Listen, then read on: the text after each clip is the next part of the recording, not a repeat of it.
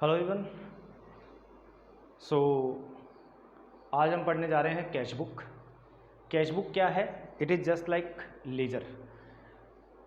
जब हमारी जर्नल है, जर्नल के साथ एक प्रॉब्लम क्या है कि सारे ट्रांजेक्शन अगर हम जर्नल में रिकॉर्ड करते हैं तो प्रॉब्लम ये होती है कि जर्नल बल्कि हो जाएगी। मतलब एक ही बुक में सारे ट्रांजेक्शन हम रिकॉर्ड किए जा रहे हैं, चाहे वो परचेज़ के हों, सेल के हों, कैश के हों, बैंक के हों। तो हमने क्या सॉल्यूशन निकाला इसका? हमने जर्नल को बांट दिया, सब डिवाइड कर दिया, कुछ बुक्स बना दी।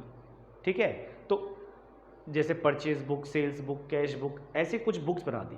तो उसमें से एक बुक हम पढ़ने जा रहे हैं। इन बुक्स को कहा जाता है सब्साइडरी बुक्स। उस बुक का पहली बुक है कैश बुक। जैसा कि इसका नाम है, cash book is prepared to record the transaction of cash और बैंक ओनली। जैसा इसका नाम है, कैश बुक में हम सिर्फ कैश के ट्रांजेक्शन रिकॉर्ड करेंगे। अब इसका मतलब साफ है कि जब आपने कैश के ट्रांजेक्शन कैश बुक में रिकॉर्ड कर लिए तो आपको अलग से उसे जर्नल में रिकॉर्ड करने की नीड नहीं है। ठीक है, तो अब कैश बुक कैसे बनती है? बिल्कुल सिमिलर है जैसे हम लोग लेजर बनाते थे, लेजर पोस्टिंग करते थे टू और बाय करके, सेम वैसी ही कैश बुक बनती है, नथिंग एल्स। हमें अगर बहुत सिंपल सीखना है तो हमका ट्रिक भी हमारे पास है, अदरवाइज़ आप एंट्री बनाइए अपने दिमाग में और उसकी पोस्टिंग कर दीजिए कैश बुक में सिंपली। तो कैश बुक के टाइप्स हैं आगे। दो तरह की कैश बुक आपके सिलेबस में है, हालांकि होती तो तीन तरह की है, सिंगल कॉलम, डबल कॉलम और ट्रिपल कॉलम।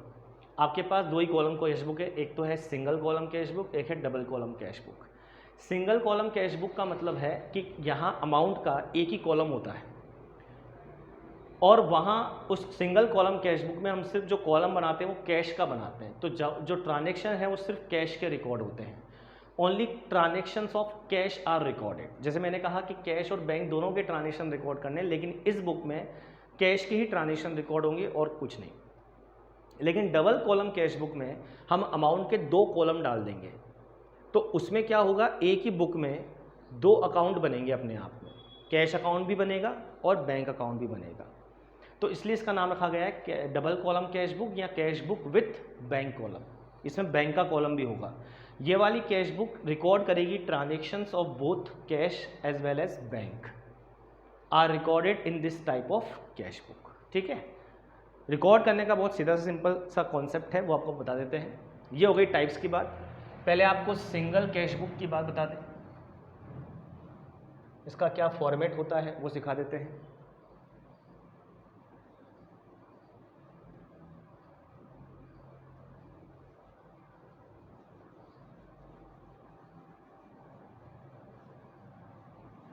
देखिए,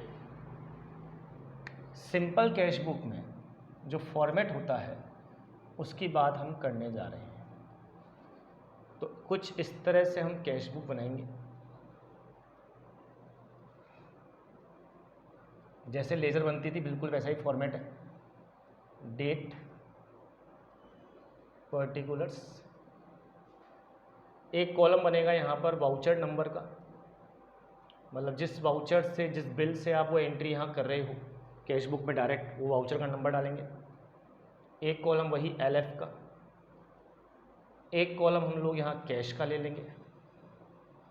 अब इसी तरह वापस क्रेडिट साइड बनेगी, डेट जैसे लेजर बनती थी, पर्टिकुलर्स,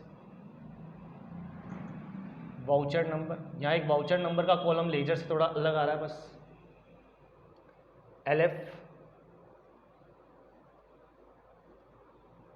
और कैश रुपीज़ में ये CR साइड हो गई और ये आपकी DR साइड हो गई। ये फॉर्मेट होगा बिल्कुल लेजर जैसा, और लिखना भी पोस्टिंग करनी है लेजर की तरह ही करनी है। सबसे पहले कैश का ओपनिंग बैलेंस लिखते हैं, कैश कितना कैश हमारे पास पड़ा है, क्योंकि कैश बुक एक पीरियड के लिए बनाई जाएगी, एक महीने के लिए, एक वीक के लिए, ठीक है, या जितने भी दिन के लिए बनाई जा रही है। तो बिगिनिंग ऑफ द पीरियड आपके पास क्या बैलेंस पहले से कैश पड़ा है वो बैलेंस लिखा जाएगा। कैश का बैलेंस डेबिट होता है, इसलिए डेबिट साइड में लिखा जाएगा टू बैलेंस ब्रॉट डाउन, यहाँ अमाउंट आ जाएगा। इसके बाद जितनी भी रिसिप्ट हैं, ऑल रिसिप्ट्स मतलब जितना भी पैसा आ रहा है, उधार के ट्रांजेक्शन यहाँ नहीं आएंगे, ऐसे ही ट्रांजेक्शन रिकॉर्ड होंगे जिसमें पैसा आ रहा हो या पैसा जा रहा हो, कैश की बात होनी चाहिए। अब कैश बुक कि डेबिट साइड में रिसिप्ट क्यों लिख रहे हैं। बहुत सिंपल सा लॉजिक है, पैसा आ रहा है तो डेबिट में क्यों लिख रहे हैं, क्योंकि जब भी पैसा आता है, कैश आता है, हम एंट्री में भी कैश को डेबिट ही करते हैं। तो लेजर में भी हम क्या करते हैं, जैसे हमने एंट्री बनानी cash account DR to sale, मतलब हमने सेल किया, कैश आया, तो कैश अकाउंट डीआर में लिखेंगे जाके टू सेल्स। राम से पैसा आया टू राम, शाम से आया टू शाम। समझ में आ गई बात की नहीं। क्रेडिट साइड में हम लिखेंगे ऑल पेमेंट्स, जितने भी पेमेंट हो रहे हैं, पैसा जा रहा है, वो सारे क्रेडिट साइड में रिकॉर्ड हो जाएंगे। लॉजिक, कैश जब जाएगा तो क्रेडिट होता है एंट्री में, जैसे परचेज किया गुड्स तो परचेज टू कैश, यहाँ लिख देंगे बाय परचेज। रेफरेंस लिख देना है पोस्टिंग का, भाई कहाँ जा रहा है पैसा, परचेज में तो बाय परचेज, राम को दिया तो बाय राम, शाम को दिया तो बाय शाम, सैलरी पे करी तो बाय सैलरी एज ऑन। ठीक है, इस तरीके से वो रिकॉर्ड होता जाएगा। एंड ऑफ द पीरियड जो है, एंड ऑफ मंथ, जैसे मान लीजिए एक महीने का हम बना रहे हैं, तो हमारा पर्पस क्या है लास्ट में, जैसे लेजर में पर्पस क्या था, बैलेंस निकालना, ऐसे हम लोग यहाँ पर बैलेंस कैलकुलेट कर देंगे और जो भी बैलेंस का अमाउंट है वो लिख देंगे। और यहाँ पर आपकी कैश बुक इस तरह से बंद हो जाएगी। तो बहुत सिंपल है कैश बुक में एंट्री करना। पैसा आ रहा है, कैश आ रहा है तो डेबिट में, जा रहा है तो क्रेडिट में। और अगर कैश ना आ रहा है ना जा रहा है, मतलब एंट्री में कैश है ही नहीं, क्रेडिट की एंट्री है या कोई ऐसी एंट्री है जिसमें कैश इफेक्ट नहीं हो रहा, वो कैश बुक में रिकॉर्ड नहीं होगी। फिर उसके लिए कुछ अलग बुक्स बना रखी है हमने, वहाँ रिकॉर्ड होगी, बट कैश बुक में रिकॉर्ड नहीं होगी। ठीक है। अगर हम बात करें डबल कॉलम कैश बुक की, मतलब cash book with bank column, cash book with bank column, तो उसके फॉर्मेट में क्या फ़र्क आएगा। डबल कॉलम कैश बुक की बात कर रहे हैं हम।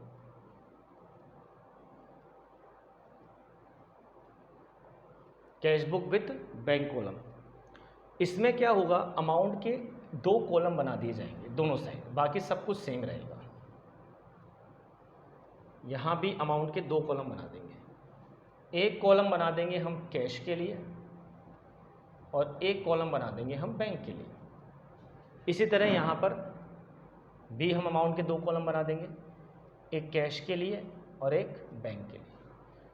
तो इसका बहुत सीधा सा लॉजिक है, अगर पैसा कैश में आता है तो अमाउंट कैश में लिखना है और बैंक में आता है तो बैंक से लिखना है।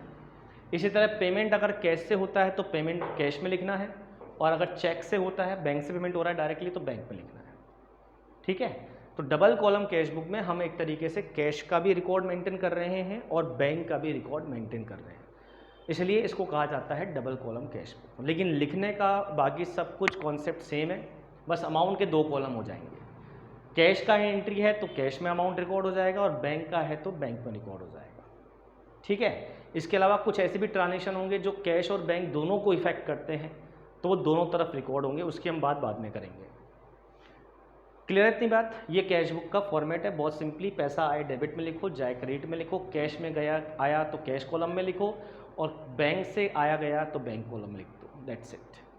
तो आज के लिए हम इतना ही लेते हैं इंट्रोडक्शन बेसिस पर। अब इसका अगली क्लास में क्वेश्चन करेंगे और समझेंगे डिटेल में और कैश बुक क्या है। ठीक है। सो आज के लिए इतना ही लेते हैं। Thank you so much.